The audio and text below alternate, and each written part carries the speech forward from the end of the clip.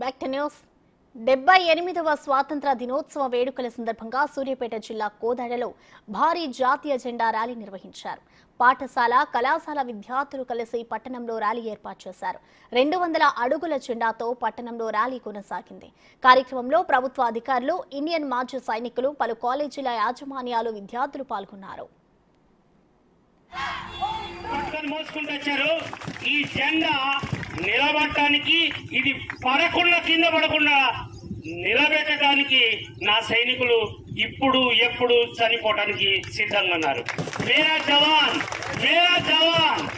जो है वो है इसलिए हम इधर है. हम वो नहीं है, हम नहीं है. ఈ దేశానికి చరిత్ర కూడా ఉండదు. సైనికుడు ఒక దేశం కట్టుకున్నది, మోదీ కట్టుకున్నాడు, లేదా ఇంకొకరు కట్టుకున్నారు. నెహ్రూ గొప్పవాడు, గాంధీ గొప్పవాడు, ఎవరు గొప్పవాడైనా ఈ దేశానికి గొప్పవాడు ఒక్కడు నా సైనికుడు. వాడు ఉన్నంత కాలం వీళ్ళు ఉంటారు, వాడు లేని రోజు వీళ్ళు లేరు. జనాలు అంటారు మీరు చౌకీదార్ అని. हम बोलते हम चौकीदार नहीं है.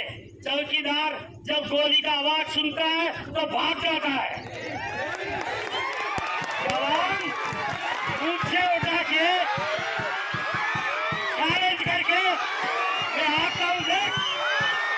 ठीक है बेटा, నేను చెప్తున్నా. మళ్ళీ నేను కొంతమంది టీవీగా నడవటం చూశాను. बेटा तुम लोग ऐसा ही रहना, ऐसा ही जीना, ऐसा ही मरना. जब मरना है तो देश के लिए मरना है, बाबा के लिए नहीं है.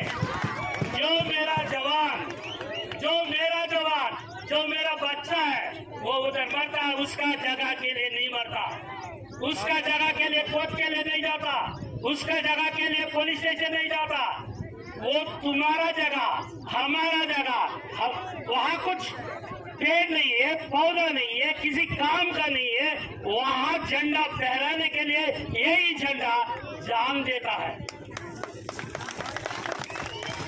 हिंदीలో ఎందుకు చెప్తున్నానంటే this should reach the whole India.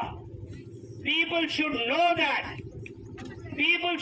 that there are ex-servicemen like these people, those who are still serving. Indian veterans organisation ని దేశవ్యాప్తంగా స్థాపించి దాదాపు 3,31,00,000 మంది ఈ యొక్క ఐవీఓ సభ్యులు దేశవ్యాప్తంగా ఉన్నారు. వీరి ఆధ్వర్యంలో ఈరోజు మనం ఆసియా ఖండంలోని మొట్టమొదటి అయినటువంటి 100 అడుగుల జాతీయ జెండాని మన కోదాడ పట్టణ ప్రజలకి, తెలంగాణ రాష్ట్ర ప్రజలకి ఈ యొక్క జాతీయ జెండాని మనం రేపు అంకితం చేయబోతున్నాం. ఈరోజు జెండా స్తంభాన్ని ఈరోజు ఆవిష్కరించుకున్నాం. మరి ఇది మనమంతా కూడా గర్వించదగినటువంటి విషయం. దాదాపు 300 సంవత్సరాలుగా బ్రిటిష్ వారి యొక్క దాస్య శృంఖలాలను తెంచుకొని, బ్రిటిష్ వారు మనలో ఉన్నటువంటి అనైక్యతను ఆసరాగా చేసుకొని భారతదేశాన్ని 300 సంవత్సరాలు పరిపాలించారు. భారతీయుల్లో ఆనాడున్నటువంటి అనైక్యత మూలంగా వారు మన దేశాన్ని బానిసలుగా మార్చి మన దేశ ప్రజల్ని వారు విభజించి పాలించు అనేటువంటి డల్హౌసీ సిద్ధాంతాన్ని ఆదాయం చేసుకున్నారు.